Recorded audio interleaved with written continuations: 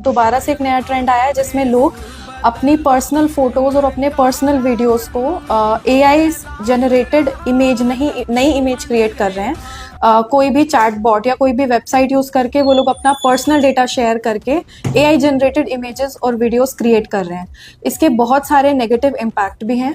पहला कि जो भी फोटोज या पर्सनल डेटा हम लोग शेयर कर रहे हैं उसकी प्रिवेसी गाइडलाइंस हमको नहीं पता है। वो डेटा या डेटा ब्रीच होता है या कोई भी उस पे डेटा पे अटैक होता है तो उसके कई सारे दुष्परिणाम हैं। उसमें से पहला ये है कि उसके जो भी डेटा हम शेयर कर रहे हैं उसे डीप फेक इमेजेस या वीडियोस क्रिएट होती हैं। दूसरा कई तरह के साइबर अपराध भी इससे होते हैं। तीसरा मॉर्फ्ड इमेजेस वगैरह बनाई जाती हैं।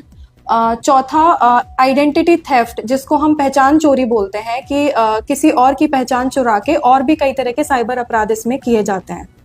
तो ये इसके बहुत सारे नेगेटिव इम्पैक्ट भी हैं। किस प्रकार से लोगों को अवेयर होना चाहिए? देखिए, इसमें हमको सबसे पहले ये जानना चाहिए कि अगर कोई चीज़ हमको मुफ्त में मिल रही है तो हम ही उसके प्रोडक्ट हैं।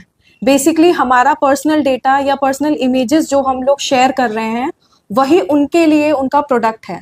तो कोई भी चीज़ अगर मुफ्त में मिल रही है तो हमको पहले ही केयरफुल होना चाहिए कि उसका बाद में क्या उसका कोई नेगेटिव तरीके से उसका उपयोग हो रहा है या नहीं। राजनांदगांव पुलिस किस प्रकार से लोगों को अवेयर करती है? राजनांदगांव पुलिस के द्वारा कई तरह की कार्रवाई की जा रही है।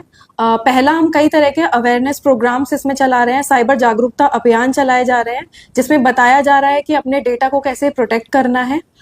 दूसरा हमारा राजनांदगांव पुलिस का एक इंस्टाग्राम हैंडल है जिसमें किए जाने वाले सारे प्रोग्राम्स जो हैं जिसकी जानकारी है।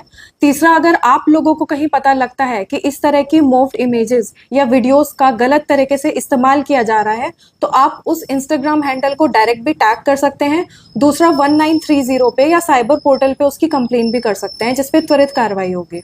इस प्रकार की वेबसाइट सुरक्षा का दावा करती है तो लोगों को किन बातों का ख्याल रखें? जैसा मैंने पहले बताया था कि अगर कोई भी चीज़ अगर आपको मुफ्त में मिल रही है तो उसका कुछ ना कुछ तो बाद में प्रयोग हो सकता है, उसका गलत इस्तेमाल बाद में हो सकता है।